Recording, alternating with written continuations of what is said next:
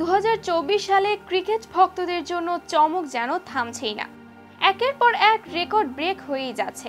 ব্যাটসম্যানদের ব্যাটে উঠছে ঝড়ের পর ঝড়। নতুন প্রজন্ম যেন আগের ক্রিকেটারদের তুলনায় আরও বেশি ধারালো হয়ে উঠছে। 2013 সালের রয়্যাল চ্যালেঞ্জার্স বেঙ্গালুরুর 263 রানের ইনিংসটি ছিল অতি মানবীয়, অতি দানবীয়। সেই ম্যাচে ক্রিস গেইল একাই 17 ছক্কা 13-4 নিয়ে নিজের ঝুলিতে ভরেছিলেন 175 রান, যা আইপিএল এর ইনিংসে এখনো পর্যন্ত সর্বোচ্চ ব্যক্তিগত রানের ইনিংস। 2013 সালের পর অনেকেই ভেবেছিল এই রেকর্ড হয়তো খুব সহজে ভাঙবে না, তবে 2024-এ এসে সব রেকর্ড ওলটপালট হতে শুরু করে দিয়েছে। শুধু 263 রানের এই রেকর্ডটি একবার না বরঞ্চ তিনবার ভেঙেছে। 11 বছর অক্ষত থাকার রেকর্ড 11 বছর পর এসে এক আসরেই তিনবার ভাঙবে, এই কথা কি কেউ কল্পনা করতে পেরেছিল? প্রথমে রয়্যাল চ্যালেঞ্জার্স বেঙ্গালুরুর এই 263 রানের রেকর্ডটি ভেঙেছে সানরাইজার্স হায়দ্রাবাদ। মুম্বাই ইন্ডিয়ান্সের বিপক্ষে সেই ম্যাচে যদিও ক্রিস গেইলের মতো একক পারফর্মার কেউ ছিল না, যদিও সেঞ্চুরিও টপকাতে পারেনি কোনো ব্যাটার, তবুও দলীয় প্রচেষ্টা, টপ অর্ডার ব্যাটারদের দুর্দান্ত পারফরমেন্সে মাত্র 3 উইকেট ছাড়িয়ে 277 রান করেছিল সানরাইজার্স হায়দ্রাবাদ। 20 ওভার শেষে সানরাইজার্স হায়দ্রাবাদের সংগ্রহ ছিল 277 রান। এই ইনিংসের মাধ্যমে দীর্ঘ 11 বছর পর আরসিবির জায়গায় নিজেদের নাম বসিয়েছিল হায়দ্রাবাদের এই দলটি। সেই ম্যাচের প্রতিপক্ষ দল মুম্বাই ইন্ডিয়ান্সও মাঠে ঝড় তুলেছিল, তবে দলীয় 266 রানেই আটকে যেতে হয় মুম্বাই ইন্ডিয়ান্সকে। হায়দ্রাবাদের 277 রানের রেকর্ড ব্রেকিং ইনিংসের পর এক সপ্তাহের মাথায় আবারও ঝড় ওঠে আইপিএল এর মাঠে।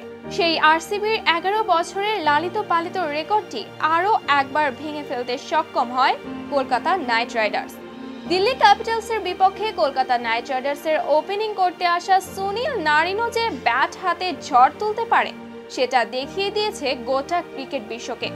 সুনীল নারিন সেদিন সেঞ্চুরির দেখা না পেলেও মাত্র 39 বলে 7 ছক্কা এবং 7-4-এর মাধ্যমে করেছিলেন 85 রান। অতঃপর কলকাতা 272 রানে থেমে যায়, আর এটা আইপিএল এর ইতিহাসে ছিল দ্বিতীয় সর্বোচ্চ দলীয় রানের ঘটনা।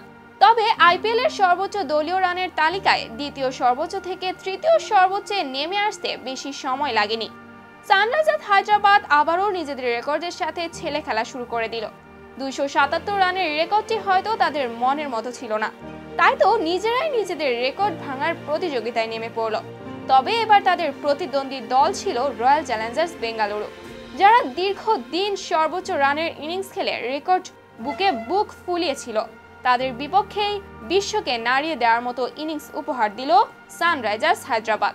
সব মিলিয়ে 20 ওভার শেষ হতে হতেই হায়দ্রাবাদের স্কোরবোর্ডে ভেসে ওঠে আইপিএল ইতিহাসের সর্বোচ্চ রানের ইনিংসের সংখ্যাটি, আর এই সংখ্যাটি ছিল 287।